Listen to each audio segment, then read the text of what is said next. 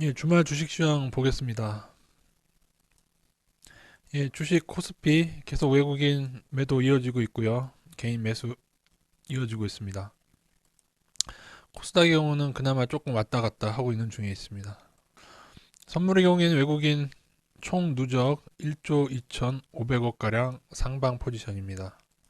그러나 이제 현물 주식을 선물 만기 이후 3월 12일 이후부터 현물을 계산해도 개인은 5조 원 매수, 외국인은 6조 5천억 매도입니다. 그러니까 외국인이 이 상방을 쌓는 기간에 외국인은 코스피의 경우 6조 5천억을 매도했습니다. 코스피 차트 보시면은 5일선 회복한 후에 반등이 11선 뚫고 반등이 21선 가까이 나왔었고요. 지난밤 다우 나스닥 그리고 유럽이 또한 3에서 4%가량 떨어졌기 때문에 월요일은 또 하락이 예상됩니다.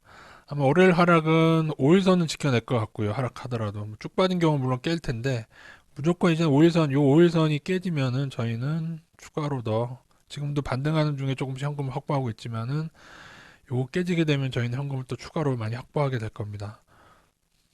그래서 여러분이 말씀드린 대로 반등 때 줄였다가 21선을 돌파하는 거 보고 결정하시든지 아니면은 그래도 나는 5일선까지는 보겠다 하신 분들은 가지고 계시다가 깨지면은 또 많이 팔든지 그렇게 각자 대응하시면 되고요. 그런데 저 이후에 사실 대응이 쉽지 않을 수 있는 게 급등락할 수가 있어가지고요. 또 급락했다가 또 급등했다가 하는데 어차피 지금 반등이요. 엄청난 지금 미국에 엄청 돈을 풀어서 나온 반등이죠. 엄청나지 않습니까? 근데 이제 그 사인하는 날 트럼프가 그 추경하고 그 사인하는 날 오히려 지수는 하락했다는 점에서 늘 이렇게 되면은 뉴스에 이렇게 붙습니다. 엄청난 부양책에도 그 약발이 다해서 다시 떨어진다 뭐 그런 식으로 나오는데 그 시점이 조금 안 좋긴 하죠. 만약에 그 약발이 안 먹히는 듯한 느낌이 되면은 추가로 하락하게 될 수가 있습니다.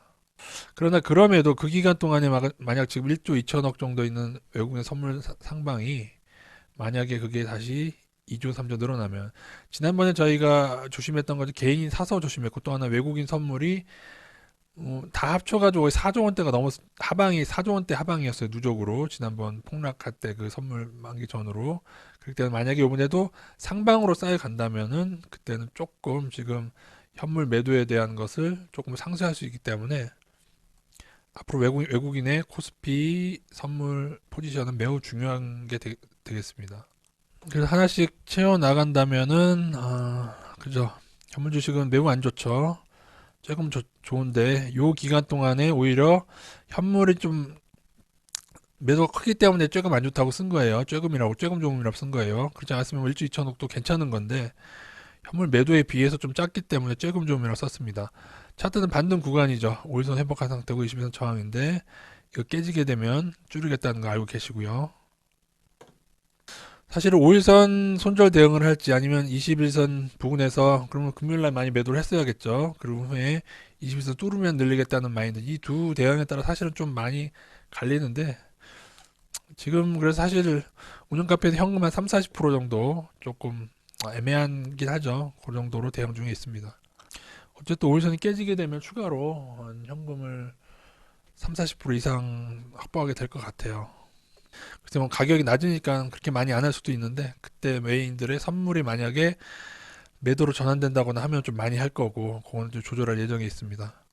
또 하나는 이제 ELS 낙인 구간인데요. 이게 제가 대충 뉴스로 이거를 저희가 무슨 ELS 전 세계에 발행되어 있는 모든 ELS를 다 볼 수는 없고 여러분이 낙인이라는 것에 대해서 알고 계셔야 됩니다. 그러니까 원금 손실이 나는 이유는 그 한 3년간의 투자 기간 중에 다우든 나스닥이든 유로스닥이든 지금 지난번 EX 방향한 지수에서 마이너스 50% 이하가 되면은 원금 손실이 발생하는 구조입니다. 그 기간 동안 딱 한 번만 발생하면 돼요. 그래서 이걸 봤을 때, 근데 이게 이 두 가지가 다 가능하거든요. 지금 아예 낙인을 더 치고 여기서 낙인을 더 치고 그들이 이제 ELS 투자자들 원금을 빼앗고 이거 다 이제 미 은행이랑 골드만삭스 기관들이 하는 일이라 말씀드렸어요. 그 다음에 그렇게 할 것인지, 지금 낙인을 추가로 만들 것인지, 아니면은 여기서 조금 눌리더라도 다시 크게 반등해서 이때는 좀 기간을 두고 올릴 겁니다. 그때는 한 1, 2개월이나 2, 3개월 아니면 좀 길게 보면 하반기까지도 만약에 이렇게 될 경우에는 여러분 미국 나스닥 반등하면은 코스피도 2,000선 가까이 회복하면서 뭐 상황 따라서 우리가 좀 더 오르든지 뭐 그런 일도 있는 경우가 있어요. 왜냐면은 먼저 오른 대장주가 주춤할 동안 뒤에 후발에도 오르기도 하기 때문에 그런 건데요. 어쨌든 그거의 키는 제가 볼 때 외국인의 선물에 있을 거고요. 그리고 주식도 조금 외국인이 매도가 좀 잦아들어야겠죠. 그러려면. 어쨌든 추가 그대로 하락하든 아니면 심지어 반등한다고 해도 이러한 수급이면은 조심해야 된다. 그리고 지금 뉴스 조사상 유로스탁스가 2000 구간에서 가장 많은 낙인을 발생해서 ELS 투자자를 뚝박으로 만들면서 은행들이 엄청 부자가 될 수 있거든요. 근데 그럴 경우에 지금 유로스탁스가 2,700 가까이입니다. 2,600 선물 같은 경우 2,650인가 그런데 그러면 그냥 보수적으로 한 2,600 정도라고 계산을 해도 앞으로 한 25% 정도 더 하락을 할 수가 있어요. 유로스탁스가 만약에 낙인을 얘네들이 언젠가 발생하신다고 본다면 그게 뭐 당장일지 하반기일지 모르지만요. 글쎄요, 뭐 지금도 ELS로 원금 투자 손실해서 은행들이 많이 이득을 가져갔을 것 같긴 한데 더 낙인을 시킬지. 근데 발행한 구간이 많으면은 시킬 가능성이 있거든요. 근데 그 시기가 꼭 지금이어야 될 필요는 없습니다. 보통은 3년 기간 중에 한 번이기 때문에 그래서 이 두 가지가 사실은 다 가능하긴 해요. 그러나 지금 대대적인 미국의 얼마죠? 뭐 몇 조 달러를 부양한다고 나온 이후의 하락이기 때문에 그건 조금 안 좋다. 그래서 사실 금요일 날 오전에 또 추가로 줄였습니다. 5% 줄였는데 지금 투자 비중인데 조금 그냥 참고만 하세요.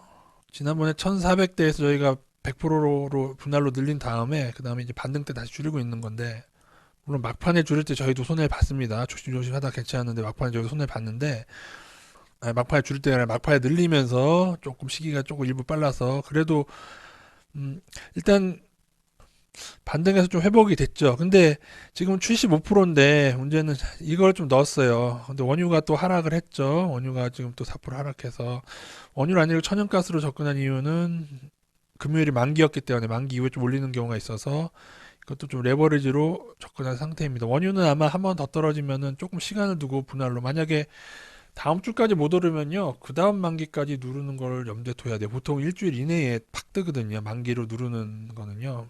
이게 급등락할 수 있어서 맞추기 쉽진 않겠지만은 진짜 상황이 안 좋으면은 얘네들이 낙인을 유로스탁스랑 같이 시키겠죠. 그죠? 그래서 이번 주에 상황에 따라서 원유랑 주가를 다시 개봉락 장세를 만들 가능성이 없는 게 아닙니다. 이게 ELS 구조를 본다면 근데 느낌상 만약에 근데 원유의 낙인이 어디에 맞는지 모르겠어요. 지난번에 한 20불, 19불이었죠. 그 만기날 끝까지 눌렀는데 19불 얼마였는데 거기로 낙인이 끝났으면 아마도 오를 거예요. 근데 만약에 이 DLS 구조상 앞으로도 얘네들의 낙인이 17불까지 한번 가야 된다고 한다면은 17불, 18불까지 가야 된다고 한다면은 또 모르는데 원자재는 어차피 시간 공격입니다. 이게 얘네들은 오래 갈 수가 없어요.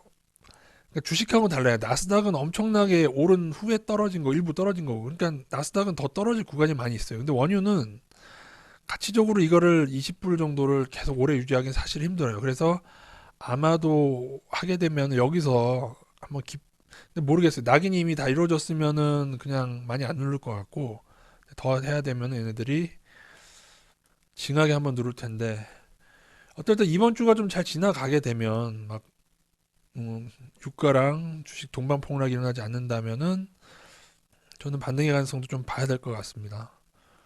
그래서 일단 비중만 알려드릴게요. 이렇게 돼 있고 그래서 유로 스탁스 2배 인버스가 있어요. 그래서 그거를 조금 5% 넣었고요. 나스닥 2배 인버스도 5% 넣어서 요거 두 개가 인버스 2배가 10%잖아요. 요거 자체가 곱하기 3이기 때문에 현금 비중 30%가 됩니다. 그리고 또 15%는 상품으로 가져갔기 때문에 유가가 주식이 따로 논다는 가정하에서는 현금 비중 45%죠. 근데 그러기 힘들 것 같고 현금 비중 3, 40%로